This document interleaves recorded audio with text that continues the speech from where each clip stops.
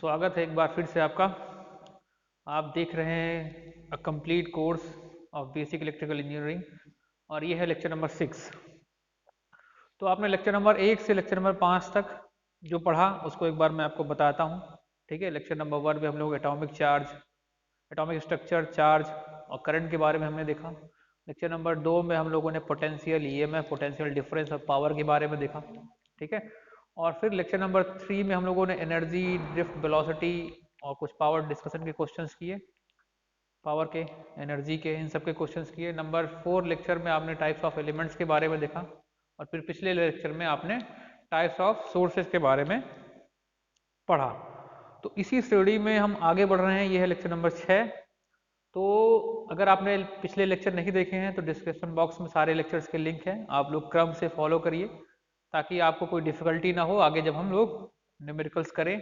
ठीक है, जब हमारा प्रॉब्लम डिस्कशन का सेशन हो तो आप उसको इजीली हैंडल कर पाए न्यूमेरिकल्स को। तो इसके लिए आपको शुरू से ही लेक्चर देखने की आवश्यकता है, जिनके लिंक्स डिस्क्रिप्शन बॉक्स में मेंशन हैं। तो आप सारे लिंक्स वहाँ से शेयर कर सकते हैं लोगों को भी, जिनको भी आवश्यकता हो पढ़ने के लिए। ठीक है, तो आगे बढ़ते हैं हम लोग लेक्चर नंबर 6 आज शुरू करते हैं अपना।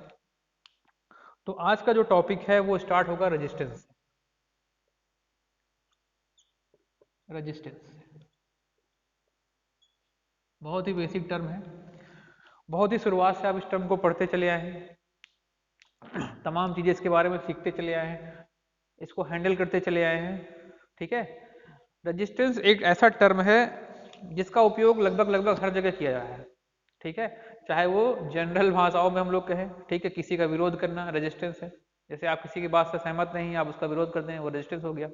ठीक है, लेकिन हमको उस रेजिस्टेंस की बात नहीं करनी है, हमको बात करनी है इलेक्ट्रिकल रेजिस्टेंस की। किसकी? इलेक्ट्रिकल रेजिस्टेंस की। तो इलेक्ट्रिकल रेजिस्टेंस बेसिकली है क्या? इलेक्ट्रिकल रेजिस्टेंस जो है हमारा किसी मटेरियल की या किसी मैटर की वह प्रॉपर्टी है जिसके कारण वो चार्जेस का फ्लो का अपोज करता है। क्या करता है? चार्ज के फ्लो का अपोज करता है। तो हम लोग ये कह सकते हैं दूसरे शब्दों में कि यह किसी पदार्थ का वह गुण है जिसके कारण वह आवेशों के प्रवाह का विरोध करता है। ठीक है, तो हम लोग लिख सकते हैं, इसकी परिभाषा क्या लिख सकते हैं? लिख सकते हैं the property of material due to which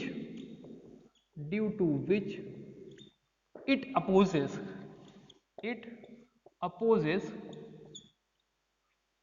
the flow of charges, ठीक है, द फ्लो ऑफ चार्जेस। तो यह वो प्रॉपर्टी है जिसके कारण वो चार्जेस का फ्लो का अपोज करता है। अब हम इसको डिटेल में समझते हैं, होता क्या है बेसिकली। मान लीजिए कोई कंडक्टर का हमने एक क्रॉस सेक्शन एरिया ले लिया आपको समझाने के लिए। ये कोई कंडक्टर है मान लिया हमने तो ठीक, इस कंडक्टर में कुछ इलेक्ट्रॉन्स हैं, कुछ इलेक्ट्रॉन्स को मैं आपको दिखाता हूं। ठीक है, तो इसमें केवल इलेक्ट्रॉन तो होंगे नहीं, इलेक्ट्रॉन के साथ एटम्स भी होंगे जहां से ये निकले। ऐसे एटम्स हैं, इसमें एटम्स भरे हुए हैं, ऐसे एटम्स हैं ये। थोड़े मैं आपको बना के दिखाता हूं, ऐसे एटम्स हैं। ठीक है, अब क्या होता है जब हम पोटेंशियल अप्लाई करते हैं, जब हम पोटेंशियल अप्लाई करते हैं इसके क्रॉस, जब हमने यहाँ पे पोटेंशियल अप्लाई कर दिया ऐसे, हमने आपको ये तो कई बार ये डायग्राम दिखा चुके हैं, इसी डायग्राम को आगे बढ़ा रहे हैं। सही है, ये निगेटिव, ये पॉजिटिव। जैसे हमने पोटेंशियल अप्लाई किया तो मैंने बताया था क्या होता है, यहाँ पे एक इलेक्ट्रिक फील्ड बन जाती है कंडक्टर में, एक इलेक्ट्रिक फील्ड डेवलप हो जाती है इस पोटेंशियल के कारण। यहाँ पे समथिंग हम लोग मान लिया ई पोटेंशियल है, या वी, आप कुछ भी ले सकते हो, वी ले लीजिए। ठीक है, तो अब इलेक्ट्रिक फील्ड बन गई। तो अब यहाँ पे क्या है? इलेक्ट्रॉन्स, चार्जेस है। लेक्चर नंबर 1 में ही मैंने बताया था कि जब चार्ज की प्रॉपर्टी यही है कि अगर उसको किसी इलेक्ट्रिक फील्ड में रख दिया जाए तो वो फोर्स का अनुभव करने लगता है। क्या, किसका अनुभव करने लगता है? फोर्स का अनुभव करने लगता है। ड्रिफ्ट वेलोसिटी में भी मैंने ये कॉन्सेप्ट आपको बतलाया। ठीक है, अब फिर यहाँ पे वही कॉन्सेप्ट हम लोग डिस्कस करने चल रहे हैं। तो होता क्या है, जैसे ही इन पे फोर्स लगता है, यानी इन चार्जेस पे जैसे फोर्स लगना स्टार्ट हुआ, ये क्या करते हैं? मूवमेंट स्टार्ट करते हैं अपना। किस तरफ? ये इलेक्ट्रॉन्स अपने ईएमएफ सोर्स के पॉजिटिव टर्मिनल की तरफ मूवमेंट स्टार्ट करते हैं। जैसे स्टार्ट किया, जैसे मान लीजिए ये इलेक्ट्रॉन चलना शुरू किया, कोई हम लोग एक इलेक्ट्रॉन ले लेते हैं, मान लीजिए हमने जो है ये वाला इलेक्ट्रॉन लिया, इसको हम कंसिडर कर रहे हैं, इसको, इसका मूवमेंट देखिए। तो जैसे ही आगे बढ़ेगा इसको तुरंत एटम मिल गया, ठीक है, ये टकराया, बाउंस बैक हुआ, फिर टकराया, फिर बाउंस बैक हुआ, फिर टकराया, फिर आगे बढ़ा, फिर टकराया, फिर आगे बढ़ा, फिर टकराया, फिर आगे बढ़ा, इस तरीके से आगे बढ़ता रहता है, ठीक है, इस क्रम से वो आगे बढ़ता रहेगा। तो जो उसके रास्ते में ये जो हिंड्रेंस आ रहा है, हिंड्रेंस आ रहा है मतलब ये जो अपोजिशन हो रहा है, ये जो अपोजिशन हो रहा है उसको चलने के लिए, यानी उसके सीधे फ्लो में जो ये अपोजिशन आ रहा है एटम्स, यही एटम्स क्या कहलाते हैं, मतलब यही प्रॉपर्टी हमारी मटेरियल क्या कहलाती है, रेजिस्टेंस। क्या कहलाती है, रेजिस्टेंस। यानी जब इलेक्ट्रॉन को फ्लो होना होगा तो उसके बीच में चाहे जो भी इलेक्ट्रॉन्स, या तो उनका टकराव किससे होगा, तो एटम से होगा, तो इलेक्ट्रॉन से होगा। तो चाहे वो एटम से टकरा रहे हो या इलेक्ट्रॉन से टकरा रहे हो, उस टकराने के कारण जो उनका फ्लो जो बाधित हुआ, जो उसमें रुकावट आई, वही क्या कहलाती है, हमारा उस मटेरियल का रेजिस्टेंस, उस मटेरियल का रेजिस्टेंस। अब जो हमारे कंडक्टर्स हैं, कंडक्टर्स क्या है आपको पता है, कंडक्टर्स क्या है, जिसमें मेजॉरिटी ऑफ इलेक्ट्रॉन्स होते हैं, जिसमें इलेक्ट्रॉनों की संख्या बहुत ज्यादा है। एनर्जी बैंड के बारे में बात करें जिसमें वैलेंस बैंड और कंडक्शन बैंड दोनों ओवरलैप करते हैं, ठीक है, उनको हम लोग क्या कहते हैं, कंडक्टर। तो क्योंकि in case of conductors number of electrons बहुत ज्यादा होते हैं, नंबर ऑफ इलेक्ट्रॉन्स बहुत ज्यादा होते हैं, जैसे कॉपर में 10⁻26 पर mm³ इस टाइप का होता है, ठीक है, 10⁻25 10⁻24 इस टाइप से है।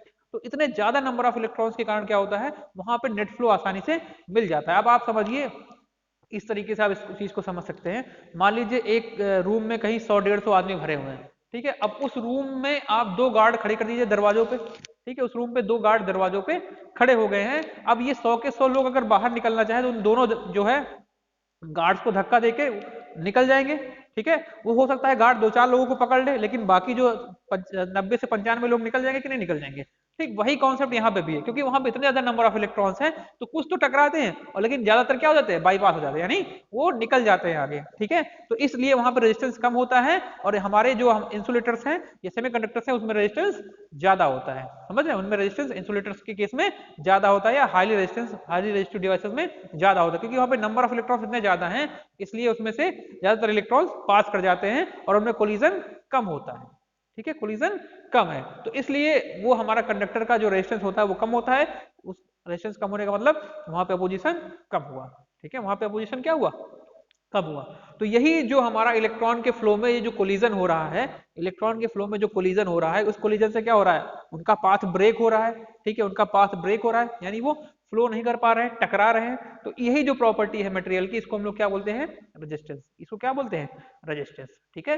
तो property of a material due to which it opposes the flow of charges, ये क्या कहलाती है, हमारी रेजिस्टेंस। अब होता क्या है, जब भी आपने देखा होगा कंडक्टर में जो हमारे करंट फ्लो होती है, तो कंडक्टर को अगर कभी भी छुइए तो उसके ऊपर थोड़ा हीट आपको मिलता है ना, थोड़ा गर्म मिलता है। कंडक्टर को छोड़ दीजिए, आपके घर जो अप्लायंसेस हैं, ठीक है, जैसे आप स्टेबलाइजर यूज कर रहे हैं घर में या कुछ भी यूज हो रहा है, ठीक है, उनको ऊपर कभी हाथ रख के देखेंगे ऐसे, ठीक है, उनके बॉडी को छुएंगे तो आपको थोड़ा हीट महसूस होगी, ठीक है। कोई भी अप्लायंस आपके घर में यूज हो रहा है तो उनके ऊपर क्या मिलता है, हीट मिलता है, हीटअप होते हैं। वो क्यों होते हैं आपको पता है, क्यों होते हैं वो मैं आपको बताना चाह रहा हूँ।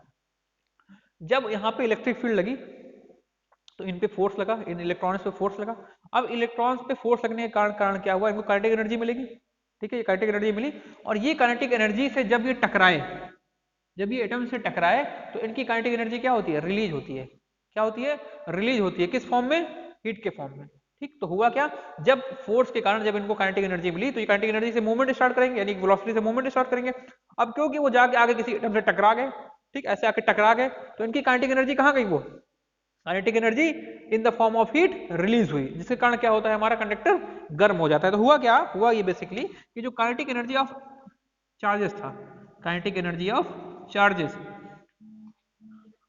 काइनेटिक एनर्जी ऑफ चार्जेस ये जो है, ठीक है, ये किसमें कन्वर्ट हो गया, हीट एनर्जी में, किसमें, हीट एनर्जी में, ठीक है, जिसके कारण क्या मिलता है हमको, हीट अप मिलता है। जिसके कारण हमको क्या मिलती है, एक टेम्परेचर मिलता है कंडक्टर्स के ऊपर, ठीक है, इसके कारण हमको क्या मिलता है, कंडक्टर्स के ऊपर एक टेम्परेचर मिलता है जब उसमें हम करंट का फ्लो कराते हैं। कभी करंट किसी कंडक्टर में फ्लो हो रही हो तो अगर आप उसके ऊपर हाथ रखेंगे, ऐसा तो मत रखिएगा अगर जब तक इंसुलेटर न लगाओ, ये आपके लिए खतरनाक हो सकता है। अगर आप इंसुलेटर के ऊपर भी उसको थोड़ा टच करके देखेंगे, या कोई अप्लायंस जो आपके घर में यूज हो रहा है उसको जब टच करके देखेंगे तो क्या होगा, वहां पे आपको एक हीट या एक ऊष्मा का अनुभव होगा, उसका कारण क्या है? उसका कारण यही है कि इलेक्ट्रॉन्स की जो काइनेटिक एनर्जी थी वो एटम से या इलेक्ट्रॉन से टकराने के बाद हीट के फॉर्म में रिलीज हुई, जो आपको महसूस होती है। ठीक है, तो आपको उम्मीद है इतनी चीजें समझ में आई होंगी, चाहे तो आप इसको नोट कर सकते हैं, फिर हम आगे बढ़ते हैं।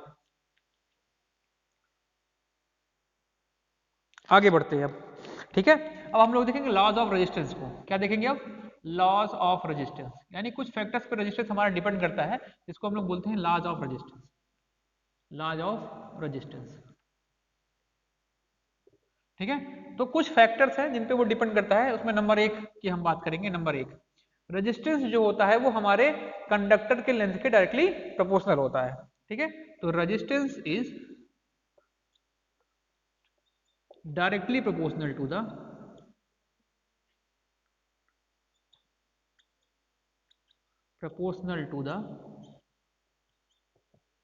Length of conductor, length of conductor. यहां से आपको मिलता है R is proportional to L। ठीक है, दूसरी चीज, resistance is inversely proportional of area, inversely proportional of area of conductor. Conductor का जो एरिया है उसके इनवर्सली प्रोपोर्शनल है, तो R is inversely proportional to 1/A। ठीक है, अब यहाँ पे कुछ और भी है। ठीक, तीसरा, ठीक, तो जो हमारा रेजिस्टेंस है वो मटेरियल पे भी डिपेंड करता है। ठीक है, तो resistance is also depends on material of conductor, material of conductor. अभी हम लोग इसको डिटेल में समझेंगे। और जो चौथा पॉइंट है लॉज ऑफ रेजिस्टेंस में वो ये है कि resistance is also depends on temperature. इसको अभी हम लोग डिटेल में देखेंगे। ठीक है, तो ये 3 चीजों पे हमारा रेजिस्टेंस 4 चीजों पे डिपेंड कर रहा है। ठीक है, इसको आप नोट डाउन करिए 1 मिनट में। नोट हो गया होगा, अगर नोट नहीं हुआ तो आप बैक करके पॉज करके नोट कर लीजिए। ठीक है, तो क्या क्या देखा हमने? पहली चीज देखी हमने कि R is proportional to L। दूसरी चीज हमने देखी R is inversely proportional to 1/A। A क्या है यहाँ पे? Cross section area of conductor. L क्या है? Length of conductor. तो इन दोनों से हमको एक चीज मिलती है, यानी इन दोनों को जब हमने कंबाइन किया तो यहाँ से हमको मिला R is proportional to L/A। R is proportional to L/A। तो जब इस प्रोपोर्शनलिटी कांस्टेंट को हम हटाते हैं, जब इस प्रोपोर्शनलिटी कांस्टेंट को हम हटाते हैं तो हमको एक नया टर्म मिलता है R equal to row L/A। ठीक है, ये हमको जनरलाइज फॉर्मूला मिला किसका? रेजिस्टेंस का। किसका? रेजिस्टेंस का। यूनिट आपको पता ही है, ओम। रेजिस्टेंस की यूनिट क्या होती है? ओम। ठीक, अब यहाँ पे एक नया टर्म निकल गया यार। ठीक है, क्या? ये रो, ये एक नया टर्म निकल गया। तो इसका क्या नाम है? इसका नाम है स्पेसिफिक रेजिस्टेंस, या इसको हम दूसरे नाम से जानते हैं रेजिस्टिविटी से। तो इसको रेजिस्टिविटी भी कहते हैं और स्पेसिफिक रेजिस्टेंस भी कहते हैं। यही वो टर्म है जो हमने तीसरा लिखा था कि resistance is also depend on material. तो रेजिस्टिविटी किस पे डिपेंड करती है? मटेरियल्स पे डिपेंड करती है। ये कंडक्टर के शेप पे, कंडक्टर के साइज पे, ठीक है, या उसके आकार पे डिपेंड नहीं करती है। ठीक है, इसके लेंथ पे, उसके एरिया पे डिपेंड नहीं करती है। रेजिस्टिविटी किस पे डिपेंड करती है? केवल केवल और केवल नेचर ऑफ कंडक्टर पे, कि किस पदार्थ का बना हुआ है वो कंडक्टर। जैसे कॉपर की रेजिस्टिविटी कम होगी किससे? एल्युमिनियम से। ठीक है, सिल्वर की रेजिस्टिविटी कम होगी किससे? कॉपर से। गोल्ड की रेजिस्टिविटी और कम होगी किससे? सिल्वर से। ठीक है, तो ऐसे ऐसे जितने भी अच्छे कंडक्टर होते जाएंगे उनकी रेजिस्टिविटी क्या होती जाती है? कम होती जाती है। तो रेजिस्टिविटी, ये हम कहें स्पेसिफिक रेजिस्टेंस, वो टर्म है जिसका हमने तीसरे अपने पॉइंट में लॉज ऑफ रेजिस्टेंस में जिक्र किया था कि जो हमारा रेजिस्टेंस है वो नेचर ऑफ मटेरियल पे डिपेंड करता है। ठीक, तो ये हमारा टर्म क्या है? रेजिस्टिविटी। ये टर्म क्या है? रेजिस्टिविटी। ठीक, अब रेजिस्टिविटी की यूनिट, ठीक, तो रो इक्वल टू क्या हो गया यहाँ पे? रेजिस्टिविटी। रेजिस्टिविटी, ठीक है, यहाँ पे आप लिख लेंगे एल क्या है? Length of conductor. एल क्या है यहाँ पे? लेंथ ऑफ कंडक्टर, तो हमने लिखवा ही दिया था। ठीक है, और ए क्या है? ए क्या है यहाँ पर? ए है हमारा cross section area of conductor, cross section area of conductor. तो जनरली हमारा कंडक्टर कैसा होता है, सर्कुलर शेप का, तो क्रॉस सेक्शन एरिया वहां पे हमको क्या मिलेगा, पाई आर स्क्वायर। इसको याद रखिएगा, इस पे हम लोग क्वेश्चन करेंगे, ठीक है। ठीक, तो ये हो गई बात। अब ये जो हमारी रजिस्टिविटी है, इसकी हमसे यूनिट पूछी जाती है, इसकी यूनिट पूछी जाती है रजिस्टिविटी की। तो यूनिट क्या होगी रजिस्टिविटी की, देखिए यहां से अगर हम लोग निकालने की कोशिश करें, यहाँ पे मैं थोड़ा सा आपको बगल में बताता हूँ ऐसे, तो ये वाला टर्म देखिए, ये इसका यूनिट क्या हो गया, ओम। रजिस्टिविटी को ऐसे रहने दीजिए, इसका टर्म क्या है, मीटर, ये क्या हो जाएगा मीटर स्क्वायर, तो मीटर से मीटर कैंसिल, ये चला गया इधर, तो रजिस्टिविटी की यूनिट क्या मिली, ओम मीटर। समझ में आया, तो रजिस्टिविटी की यूनिट क्या मिलती है हमको, ओम मीटर, ओम मीटर। तो याद रखिए रजिस्टिविटी की यूनिट क्या है, ओम मीटर। तमाम परीक्षाओं में रजिस्टिविटी की यूनिट भी पूछी जाती है, और कभी कभी इसी इक्वेशन को अदल बदल के पूछते हैं, वो rho equal to R A by L, इस फॉर्म में, मतलब इसी इक्वेशन को ट्विस्ट कर देते हैं वो, कभी रो को आगे लिख देंगे, कभी आर को आगे लिख देंगे, और आपसे कहेंगे सही ऑप्शन चूज करो, सही ऑप्शन चूज करो, ठीक है। तो ये हमारा टर्म यहाँ पे आपको नया टर्म मिला, क्या, रजिस्टिविटी रो। इसको क्या कहते हैं, रो इक्वल टू रजिस्टिविटी, इसका दूसरा नाम स्पेसिफिक रेजिस्टेंस भी है, इसकी यूनिट क्या हो गई, ओम मीटर। तो रजिस्टिविटी हमारी किस पर डिपेंड करती है, केवल और केवल मटेरियल पे, ये हमारी शेप, साइज और लेंथ और एरिया पे कंडक्टर के डिपेंड नहीं करती है। इस कंडीशन में हम लोग मानते हैं कि हमारा टेम्परेचर कांस्टेंट है, क्योंकि हमारी रजिस्टिविटी जो है वो टेम्परेचर पे डिपेंडेंट होती है, ठीक है। तो हम लोग मानते क्या है कि रजिस्टिविटी के लिए जब हम बात कर रहे हैं कि सेम सेज सेम साइज का, अगर दो डिफरेंट मटेरियल के कंडक्टर हैं तो डिफरेंट होंगे, अगर सेम मटेरियल के हैं तो किसी भी लेंथ का जो है वो कंडक्टर हो या किसी भी एरिया का कंडक्टर हो, दोनों की रजिस्टिविटी सेम होगी। हम जैसे मान लीजिए कि हमारे पास एक 10 मीटर लंबा कॉपर का वायर है, ठीक है, एक 1 मीटर लंबा कॉपर का वायर है, ठीक है, तो दोनों केस में क्या होगा, रजिस्टिविटी हमारी सेम होगी, यानी रो सेम होगा, क्यों, क्योंकि दोनों का मटेरियल सेम है, और यहाँ पे हम लोग टेम्परेचर को कांस्टेंट कंसीडर कर रहे हैं, ठीक है। तो किस पे डिपेंड कर रहा है, केवल मटेरियल पे, ठीक है, वो उसके लेंथ पर, उसके एरिया पर, इस पे डिपेंड नहीं करता है, ठीक। तो इतना आप नोट करिए, फिर आगे बढ़े। नोट डाउन हो गया होगा। तो लॉज ऑफ रेजिस्टेंस में हमने तीनों चीजें देख ली, यानी हमने देख लिया उसका रेजिस्टेंस भी, उसका सॉरी लेंथ के साथ इफेक्ट, एरिया के साथ इफेक्ट और नेचर के साथ इफेक्ट। तो लॉज ऑफ रेजिस्टेंस में जो चौथा पॉइंट बचा हमारा कि टेम्परेचर डिपेंडेंसी ऑफ रेजिस्टेंस, ठीक है। तो यहाँ पे हम लोग इसको लिख सकते हैं ऐसे, effect of resistance on temperature, effect of resistance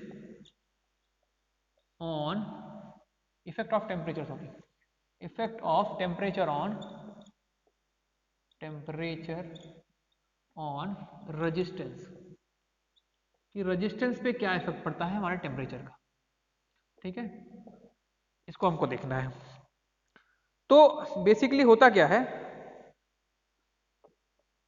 ठीक है, जब भी हम रेजिस्टेंस बदलते हैं और जब भी हम टेम्परेचर बदलते हैं मटेरियल का, तो उसका रेजिस्टेंस चेंज होता है। क्या होता है, उसका रेजिस्टेंस बदलता है। वही इफेक्ट देखना है हमको कि क्या रिलेशन आता है उसके टेम्परेचर चेंज के साथ रेजिस्टेंस चेंज का। तो हम लोग मान लें कि अगर मान लो किसी रेजिस्टेंस के, हम किसी मटेरियल के रेजिस्टेंस की बात कर रहे हैं, लेट द, अभी आप समझेंगे, मैं डिटेल में बता रहा हूँ, let the resistance of material at 0 degree Celsius is R0। हमने मान लिया कि कोई जो है हमारा मटेरियल है जिसका 0 डिग्री सेल्सियस पर रेजिस्टेंस R0 है।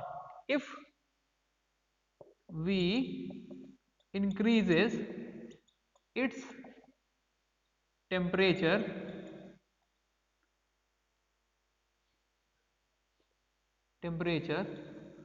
up to T degree centigrade, then resistance became R, हम मान लेते हैं कुछ R मान लेते हैं, या RT मान लें, RT, then, ठीक है। अब हमने ये मान लिया कि उसका रेजिस्टेंस जो 0 डिग्री सेल्सियस पे था वो तब R0 था, और T डिग्री सेल्सियस पर R0 हो गया। अब हमको यही रिलेशन देखना है कि किस तरीके से वो इंक्रीज कर रहा है, किस तरीके से वो इंक्रीज कर रहा है। तो जो हमारा ये है, ये जो डिफरेंस निकलता है RT और R0 का, वो दो चीजों पर डिपेंड करता है। किस पे, किस पे, तो जो हमारा पहला वाला टर्म है RT माइनस R0, तो हमारा ये जो RT माइनस R0 है, यानी जो रेजिस्टेंस में चेंज आया, वो दो चीजों पर डिपेंड कर रहा है। किस पे, किस पे, पहला तो चेंज इन टेम्परेचर पर, यानी proportional to T0 minus 0, T हमने ना टी माइनस जीरो यानी चेंज इन रेजिस्टेंस, हम लोग इसको कह सकते हैं ये क्या है डेल्टा टी। ठीक है, ये किसको क्या लिखते हैं डेल्टा टी। ठीक, और दूसरी चीज किस पे डिपेंड कर रहा है, ये हमारा जो चेंज इन रेजिस्टेंस है वो डिपेंड कर रहा है किस पे, ये प्रोपोर्शनल है किसके आर नॉट के, यानी इनिशियल रेजिस्टेंस के। किसके प्रोपोर्शनल है इनिशियल रेजिस्टेंस के। ठीक है, तो यहाँ इसको हम लोग दोनों इक्वेशन को कंबाइन करेंगे तो क्या मिलेगा, ये मिलेगा हमको R1 इक्वेशन 1 और इक्वेशन 2, ये मान लीजिए कंबाइन करने पे क्या मिला हमको RT माइनस आर नॉट।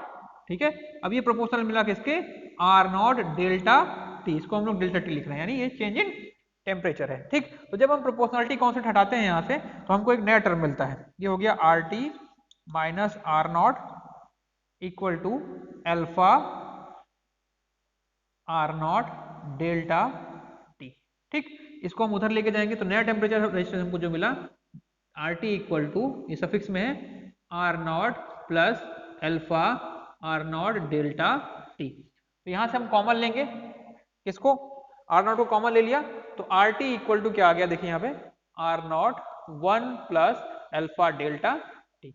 ये हमारा रेजिस्टेंस का फॉर्मूला आया जो कि चेंज होता है with the change in resistance. हमने ये माना था इस केस में, हमने ये कंसीडर करा था कि रेजिस्टेंस इंक्रीज कर रहा है, रेजिस्टेंस क्या कर रहा है इंक्रीज कर रहा है। अभी हम लोग बात करेंगे कब इंक्रीज करेगा कब डिक्रीज करेगा, किसके लिए इंक्रीज करेगा किसके लिए डिक्रीज करेगा, वो बात की बात है, अभी हम लोग देखते हैं। ठीक है, तो ये हमने माना कि रेजिस्टेंस बढ़ के वो यहाँ पे इतना हो गया। ठीक, तो यहाँ पे देखिए एक नया टर्म आया, यहाँ पे आप लोगों ने देखा होगा नया टर्म, ये नया टर्म है ये अल्फा। ठीक है, ये प्रोपोर्शनल है, इसको आप थोड़ा ऐसे बनाइए, प्रोपोर्शनल है ये, और ये है अल्फा। ठीक, ये अल्फा, ये जो नया टर्म आया अल्फा, यहाँ पे आप देख पा रहे हो ये नया टर्म, ये अल्फा, ये क्या है, इसको हम लोग स्पेसिफाई करते हैं। यहाँ पे देखिए इसको हम लोग बोलते हैं टेम्परेचर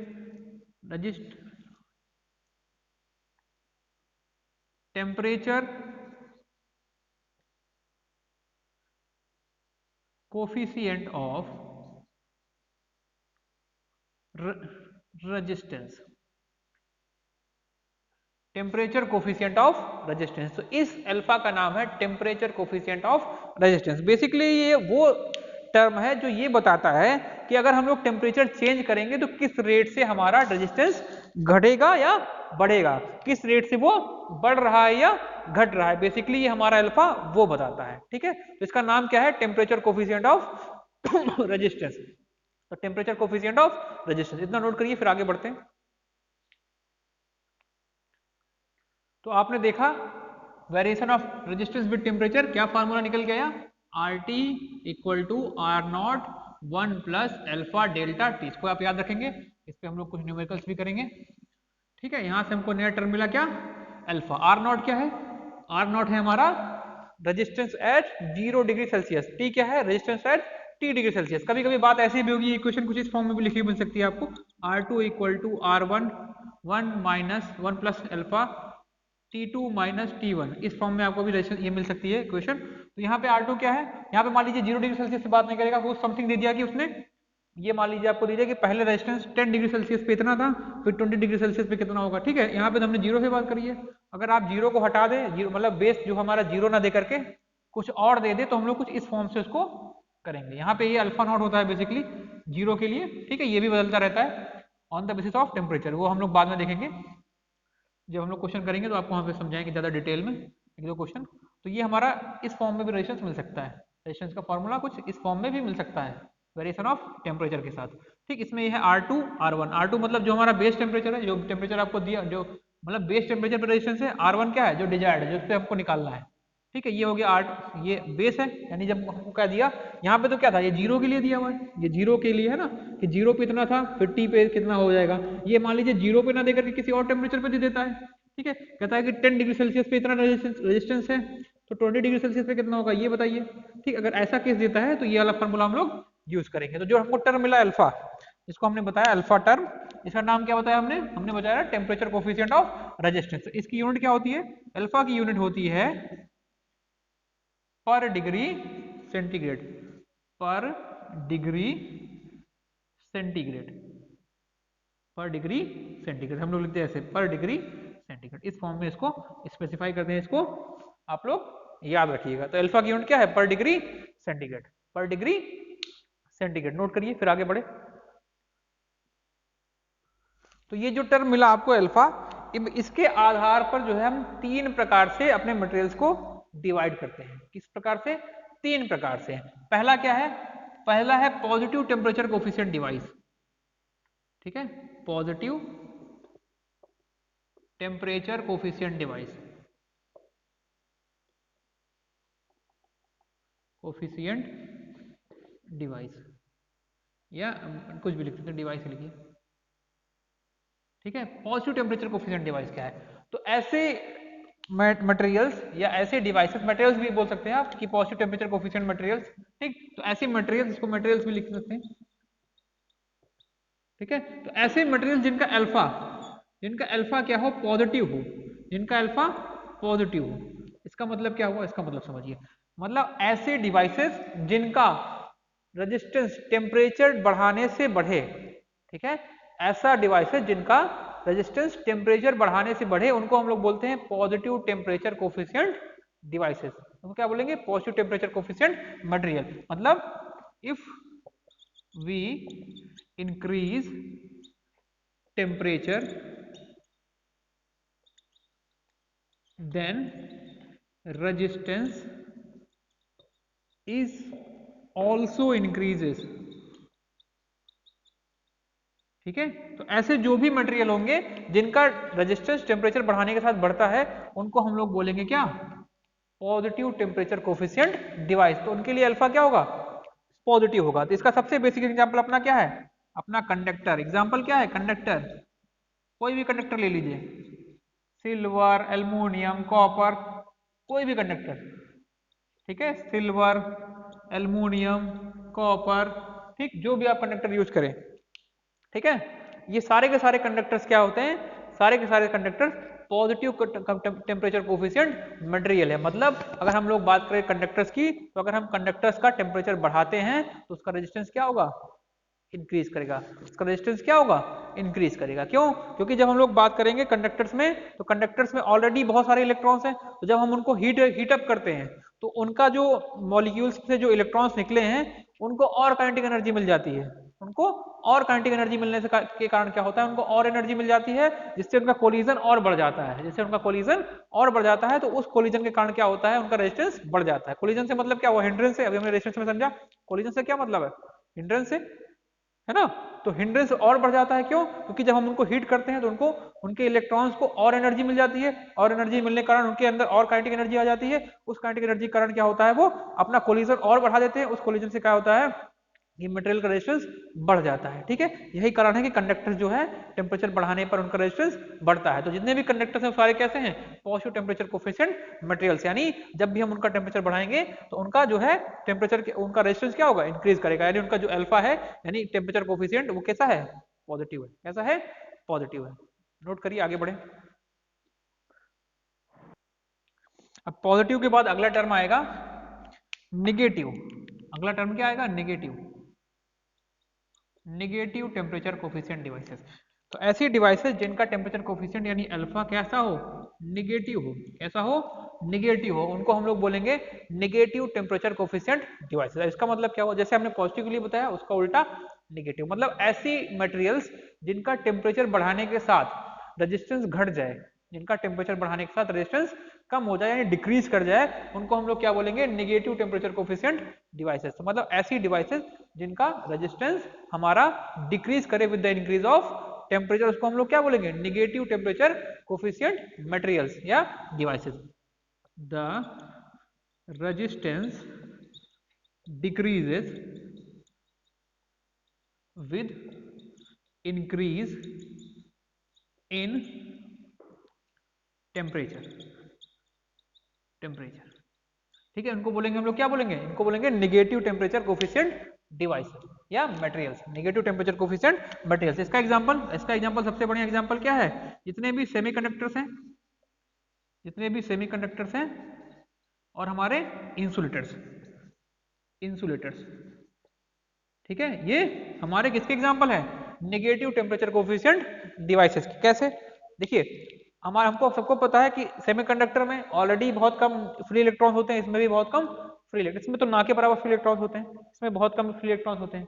ठीक है, तो होता क्या है, जैसे हमने टेम्परेचर इंक्रीज किया मटेरियल का, ठीक है, जैसे ही टेम्परेचर हम इंक्रीज करते हैं वहां पे क्या होता है, एटम से फ्री इलेक्ट्रॉन्स रिलीज हो जाते हैं, एटम से क्या होते हैं, फ्री इलेक्ट्रॉन्स रिलीज हो जाते हैं, यानी निकल जाते हैं, जिससे ये होता है कि यहाँ पे नंबर ऑफ फ्री इलेक्ट्रॉन्स की संख्या बढ़ जाती है, यहाँ पे नंबर ऑफ इलेक्ट्रॉन्स की संख्या बढ़ जाती है, जिससे उनकी कंडक्टिविटी इंक्रीज कर जाती है। कंडक्टिविटी का मतलब चालकता बढ़ जाना, अगर चालकता कहीं बढ़ेगा तो उसका मतलब क्या हुआ, उसका रेजिस्टेंस कम हुआ। ठीक है, तो हम लोग चालकता की बात करेंगे आगे कंडक्टिविटी की, बस थोड़ा ओम्स लॉ के बाद हम लोग कंडक्टिविटी की बात करेंगे। तब तक आप ये समझिए कि जो इलेक्ट्रॉन को के कंडक्शन के लिए जो नंबर ऑफ इलेक्ट्रॉन्स की जरूरत थी वो बढ़ गई, जिसके कारण क्या होता है, उनका रेजिस्टेंस डिक्रीज कर जाता है और कंडक्टिविटी इंक्रीज कर जाती है। तो ये ऐसे डिवाइसेस हैं, ऐसे मटेरियल्स हैं जिनका अगर हम लोग टेम्परेचर बढ़ाएं तो उनका क्या होता है, रेजिस्टेंस कम हो जाता है, इनको हम लोग बोलते हैं negative temperature coefficient devices. Note करिए।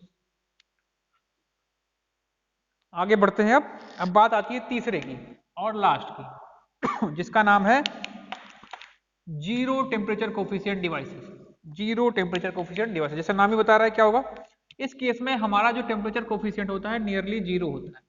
कितना होता है, जीरो। मतलब वो डिवाइसेस जिनमें टेम्परेचर या वो मटेरियल जिनका टेम्परेचर इंक्रीज करने पर रेजिस्टेंस लगभग कांस्टेंट रहे, रेजिस्टेंस क्या रहे, लगभग कांस्टेंट रहे, ऐसे मटेरियल्स को हम लोग बोलते हैं जीरो टेम्परेचर कोएफिशिएंट मटेरियल्स। क्या बोलते हैं, जीरो टेम्परेचर कोएफिशिएंट मटेरियल्स।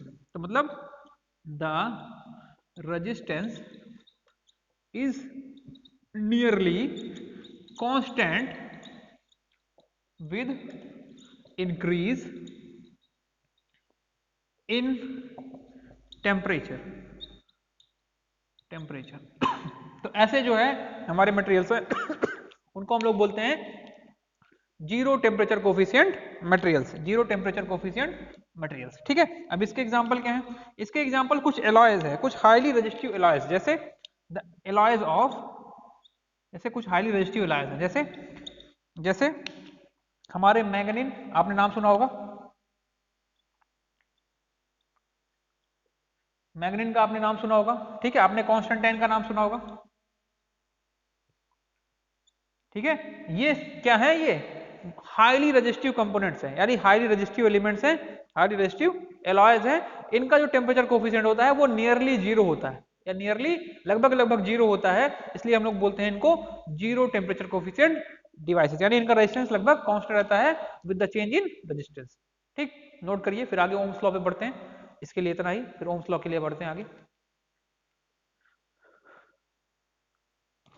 तो हमने अभी आपको बताया classification of materials on the basis of temperature coefficient, तीन टाइप के, positive temperature coefficient materials, negative और जीरो। पॉजिटिव क्या थे, जिनका टेम्परेचर बढ़ाने पर रेजिस्टेंस इंक्रीज करे, वो पॉजिटिव, जैसे कंडक्टर्स। नेगेटिव क्या थे, जिनका टेम्परेचर इंक्रीज करने पे घटे, जैसे हमारे सेमीकंडक्टर्स और इंसुलेटर्स। और तीसरा जीरो टेम्परेचर कोफिशिएंट डिवाइस है, जिनका टेम्परेचर मतलब रेजिस्टेंस लगभग कांस्टेंट रहे विद द इंक्रीज और डिक्रीज ऑफ टेम्परेचर। ठीक है, ठीक, जैसे एलॉयज, कांस्टेंट और मैग्नेट। अब बढ़ते हैं ओम्स लॉ पे। ठीक है, किस पे, ओम्स लॉ पे।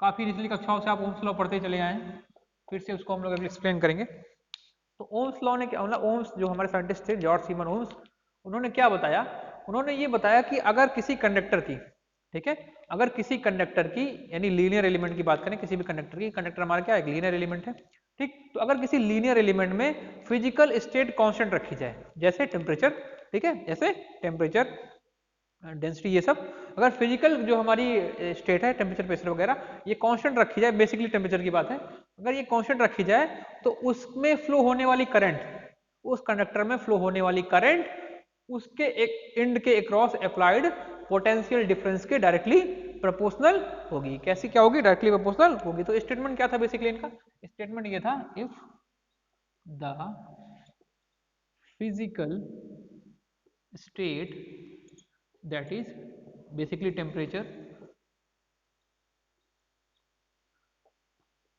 is constant, then current flowing through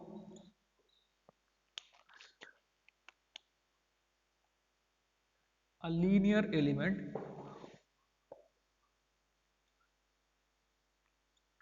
is directly proportional to the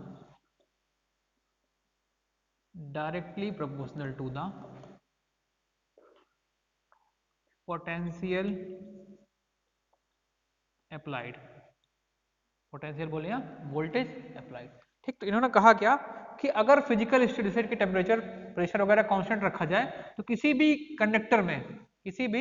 conductor में जो फ्लो होने वाली करंट है, ठीक है, वो उस पे अप्लाइड पोटेंशियल डिफरेंस के या पोटेंशियल के डायरेक्टली प्रोपोर्शनल होगी। ठीक है, potential applied at its end, ठीक है, at its end current flowing through a linear element is directly proportional to the potential applied at it end. तो ये क्या हो गया, I प्रोपोर्शनल टू V। क्या हो गया, I प्रोपोर्शनल टू V। ठीक है, यहां से प्रोपोर्शनलिटी कांस्टेंट हटाते हैं तो एक हमारे पास टर्म आता है I equal to V by G. क्या आता है, V बाई जी। ठीक, तो ये टर्म देखिए, ठीक, ये हमारे पास ओम्स लॉ थी, I प्रोपोर्शनल टू V। ठीक है, V बाई जी। अब यहाँ पे एक नया टर्म है G। अब G क्या है, बेसिकली यहाँ पे G एक कांस्टेंट है। क्या है, एक कांस्टेंट जिसका नाम है कंडक्टेंस। जैसे रेजिस्टेंस था वैसे ही कंडक्टेंस, इसका नाम क्या है, कंडक्टेंस। जी का नाम क्या है, कंडक्टेंस। ठीक है, क्या नाम है इसका, कंडक्टेंस। ठीक, तो ये क्या है, just opposite of resistance. Conductance क्या है, जस्ट अपोजिट ऑफ रेजिस्टेंस। तो कंडक्टेंस जी बराबर क्या है, 1 अपॉन आर। कंडक्टेंस जी बराबर क्या है, 1 अपॉन आर। तो ये है कंडक्टेंस। कंडक्टेंस क्या बताता है, कंडक्टिविटी ऑफ मटेरियल। रेजिस्टेंस क्या बताता है, opposition of flow of charge. तो जितना ज्यादा कंडक्टिविटी होगी उतना ज्यादा बढ़िया से करंट फ्लो करेगा। तो जी इक्वल टू क्या हो गया, 1 अपॉन आर। तो जी की यूनिट क्या मिलेगी, यहां पे देखिए, unit of G, unit of G यानी कंडक्टेंस की यूनिट क्या है। तो जो हमारी कंडक्टेंस की यूनिट है क्या है, क्योंकि ये क्या है 1 अपॉन ओम, तो 1 अपॉन ओम की जगह इसकी यूनिट हम लोग क्या लिखते हैं, पहली यूनिट लिखते हैं मो। क्या लिखते हैं, मो। ये ऐसे बना जाता है, ऐसे। ठीक है, मो उल्टा ओम। दूसरा सीमेंस, सीमेंस। ठीक है, इसको हम लोग एस से लिखते हैं, सीमेंस। तो इसकी दो मेन यूनिट है क्या, सीमेंस और मो। तो हम लोग जी इक्वल टू क्या है, 1 अपॉन आर। तो हमारा जो मॉडिफाइड आ गया, जो हमारा मॉडिफाइड ओम्स लॉ आया, या जो हमारा मेन ओम्स लॉ आया, वो क्या आया, ये आया हमारा V इक्वल टू, सॉरी यहाँ पे 1 अपॉन जी हमने गलत लिख दिया, यहाँ पे इसको सही करेंगे।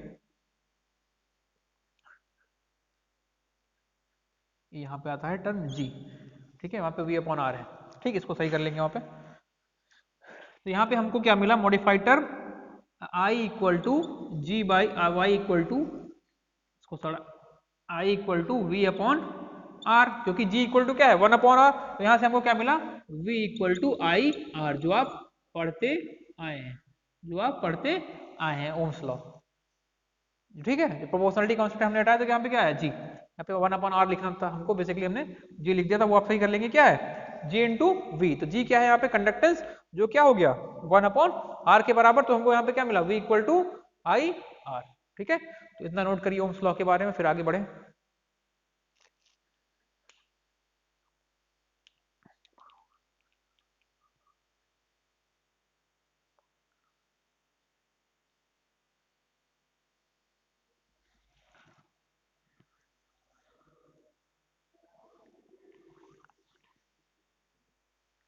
तो हमको नया टर्म ओम्स लॉ क्या मिला, V equal to I by R, sorry एक मिनट, हमको क्या मिला, V equal to I R. क्या मिला हमको, V equal to I R Ohm's law मिला। या ये कहां से ड्राइव होके आया, ये ड्राइव होके आया I equal to V upon R से, या जिसको हमने लिखा V G से। ये डेरिवेशन कहां से आया, यहां से आया। ठीक है, आपने देख लिया जहां पर G क्या था, कंडक्टेंस, जिसको जो क्या था 1 अपॉन आर उल्टा। कंडक्टेंस की हमने यूनिट देख ली क्या थी, सीमेंस और मो, सीमेंस और मो। तो हमको यहाँ से जो नया टर्म मिला आर, रेजिस्टेंस के बारे में यहाँ से कुछ हमको जानकारियां मिली। ठीक है, वो हम लोग आपको साझा करते हैं। रेजिस्टेंस, बेसिकली इन्होंने मेन रेजिस्टेंस की जानकारी दी थी, इसलिए इनके ही सम्मान में जो रेजिस्टेंस की यूनिट क्या रख दी गई, ओम के नाम पे रख दी गई। तो यहाँ पे जो रेजिस्टेंस निकल के आता है, अगर हम लोग यहाँ पे एक ग्राफ प्लॉट करें V और I के बीच में, V और I के बीच में जो हम ग्राफ प्लॉट करें I और V के बीच में, ठीक है, तो ये एक लीनियर रिलेशन मिलता है हमको, एकदम ऐसे लीनियर, पासिंग थ्रू ओरिजिन। हमने आपको बताया था ना लीनियर और नॉन लीनियर एलिमेंट्स में, ठीक है, कि जो भी एलिमेंट्स जिनकी कैरेक्टरिस्टिक्स ओरिजिन से पास हो और एक इक्वेशन को फॉलो करे उसको हम लोग क्या बोलेंगे, लीनियर एलिमेंट्स।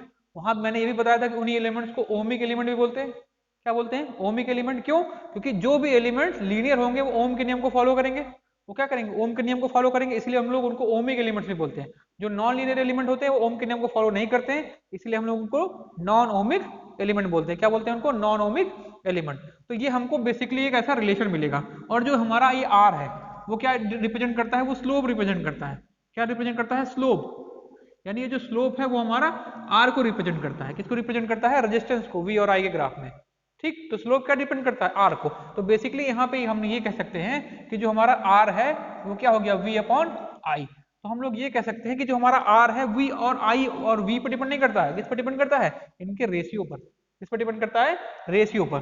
तो हम लोग यहाँ पर लिख सकते हैं आर यानी resistance is only depends on, is only depends on the ratio of V and I, not on V and I। ठीक है, या इंडिविजुअली V और I पे डिपेंड नहीं करता, किस पे डिपेंड करता है, उनके रेशियो पे, क्योंकि ये क्या है, एक कांस्टेंट है। क्या है ये, कांस्टेंट है। किस पे डिपेंड करता है, केवल आप इनके रेशियो पर, इनके अनुपात पर। क्यों, क्योंकि ये क्या है, स्लोप है ना। अगर अनुपात बदलेगा तो स्लोप बदलेगा, और स्लोप बदलेगा तो रेजिस्टेंस बदलेगा, रेजिस्टेंस बदलेगा। समझ गए। तो ये हमारा जो आर है रेजिस्टेंस, वो किस पर डिपेंड करता है, केवल केवल और केवल ratio of V and I पर। वो हमारे वी और आई पर डिपेंड नहीं करता, यानी करंट और वोल्टेज पर डिपेंड नहीं करेगा, इनके केवल रेशियो पर डिपेंड करता है। ठीक, तो इस बात को याद रखें, किस पर डिपेंड करेगा, केवल रेशियो पर, not only V and I. V और आई पर इंडिविजुअल डिपेंड नहीं करेगा, किस पर डिपेंड करेगा, रेजिस्टेंस पर। किस पे, वी और आई के रेशियो पर। ठीक है, वी और आई के रेशियो पर। ठीक, तो नोट करिए, आगे बढ़े। आगे बढ़ते हैं हम लोग, इसको हटाते हैं। तो हमको नया टर्म अब हम लोग, आप अगला जो ओम्स लॉ सीखने जाएंगे, microscopic form of Ohm's law. कौन सा form, microscopic forms of Ohm's law, या जिसको आप लोग बोलते हैं आगे चल के points form of Ohm's law. आपने दो और ओम्स लॉ के नाम सुने ना, एक है माइक्रोस्कोपिक ओम्स लॉ, दूसरा point form of Ohm's law. ठीक है, एक माइक्रोस्कोपिक ओम्स लॉ और दूसरा point form of Ohm's law.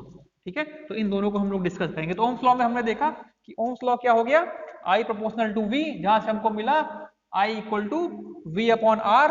V upon R क्या मिला हमको, G यानी कंडक्टेंस, और कंडक्टेंस क्या था, एक नया टर्म हमको मिला जिसकी यूनिट हमने देखी सीमेंस या मो।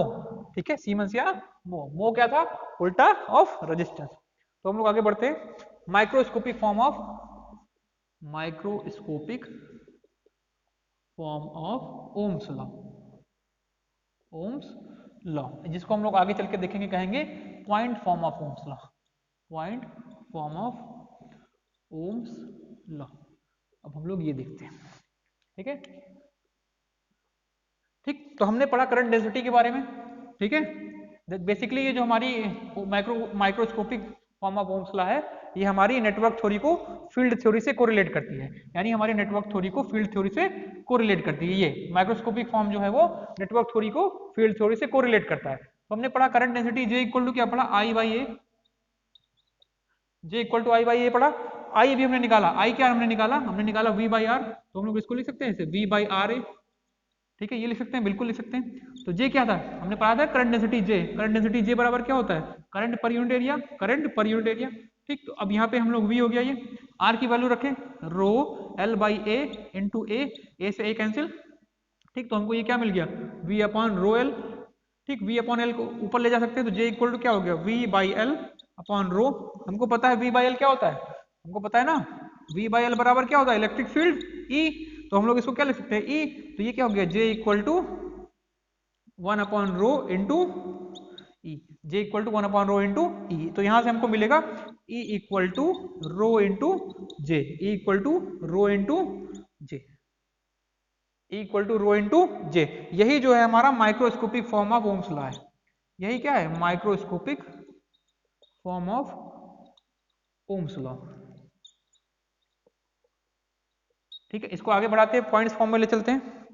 इसको आगे बढ़ा के पॉइंट फॉर्म में ले सकते हैं। ठीक, यहां से पकड़ेंगे, यहां से। ठीक, तो यहां से हमने देखा J इक्वल टू क्या मिला, 1 अपॉन रो इंटू ई।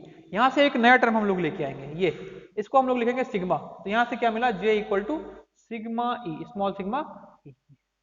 ये क्या है हमारा point form of Ohm's law, point form of Ohm's law. ये हमारा मिल गया point form of Ohm's law. ये क्या है point form of Ohm's law, ये microscopic form of Ohm's law. अब देखिए यहाँ पे नया टर्म मिला, नया टर्म क्या मिला, इसको हम लोग देखते हैं। नया टर्म हमको मिला यहाँ पे क्या, ये सिग्मा, ये मिला नया टर्म सिग्मा। तो इसको हम लोग क्या बोलते हैं, इनको जैसे हम लोग बोले थे स्पेसिफिक रेजिस्टेंस, ऐसे ये क्या है स्पेसिफिक कंडक्टेंस, स्पेसिफिक कंडक्टेंस, या इसका दूसरा नाम कंडक्टिविटी। जैसे उसका नाम था रेजिस्टिविटी, वैसे ये कंडक्टिविटी। इसकी यूनिट क्या हो गई, इसकी यूनिट जैसे उसकी थी ना ओम मीटर, इसे इसकी मो मीटर, और सीमेंस पर मीटर, सीमेंस पर मीटर। इसकी यूनिट क्या होगी, सीमेंस पर मीटर या मो पर मीटर। 1 अपॉन ओम पर मीटर भी लिख सकते हैं, 1 अपॉन ओम पर मीटर भी लिख सकते हैं, 1 अपॉन ओम पर मीटर, 1 अपॉन ओम पर मीटर भी लिख सकते हैं, और सीमेंस पर मीटर भी लिख सकते हैं, 1 अपॉन ओम मीटर या सीमेंस पर मीटर। वहां से ध्यान देखिए वो, ठीक है। इसको मैं साफ साफ लिख दूं, थोड़ा सा आपको समझ में नहीं आ रहा हो। तो ये हो गया 1 अपॉन ओम मीटर या सीमेंस पर मीटर, सीमेंस पर मीटर। तो यहां से देखिए, यहाँ पे और आगे समझते हैं, इसे थोड़ा सा जगह यहाँ पे लेते हैं ऐसे बगल में, ठीक है। तो यहाँ से देखिए हमको सिग्मा इक्वल टू क्या मिल गया, 1 upon rho, sigma equal to 1 upon rho. यहाँ पे रो क्या है, स्पेसिफिक रेजिस्टिविटी, सिग्मा क्या मिल गया, specific conductivity, specific resistivity, specific conductivity, ठीक है। स्पेसिफिक रेजिस्टिविटी, स्पेसिफिक कंडक्टिविटी, इसको कंडक्टिव स्पेसिफिक कंडक्टिविटी की जगह हम लोग क्या कह सकते हैं, कंडक्टिविटी, इसको रेजिस्टिविटी, ठीक है। हमने देख लिया दोनों चीजें, और हमको दो चीजें और मिली, क्या, microscopic forms of Ohm's law, वो क्या हो गया, E equal to rho into J, और point form of Ohm's law वो क्या मिला, J equal to sigma dot E। दोनों चीजें आप याद रखेंगे, काफी बार एग्जाम्स में सीधे पूछा जाता है, ठीक है। काफी बार एग्जाम्स में सीधे पूछा जाता है, जिसको आप याद रखेंगे, ठीक है।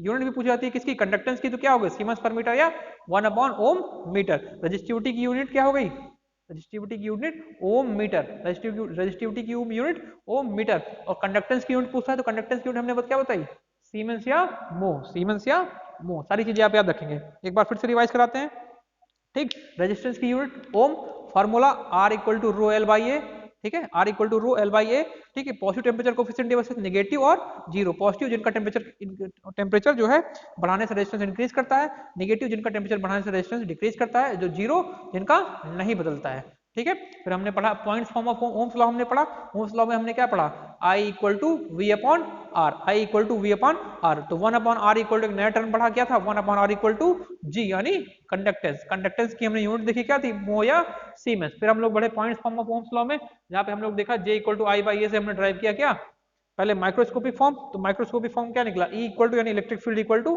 Resistivity into current density. और फिर आगे हमने देखा J equal to sigma dot E, यानी conductivity equal to sorry current density equal to conductivity into electric field. तो आज के लेक्चर में बस इतना ही। आगे हम लोग नेक्स्ट लेक्चर में बढ़ेंगे, जहां पे हम लोग कॉम्बिनेशन ऑफ रेजिस्टेंसेस को देखेंगे, फिर कलर कोडिंग में आगे बढ़ेंगे। Thank you.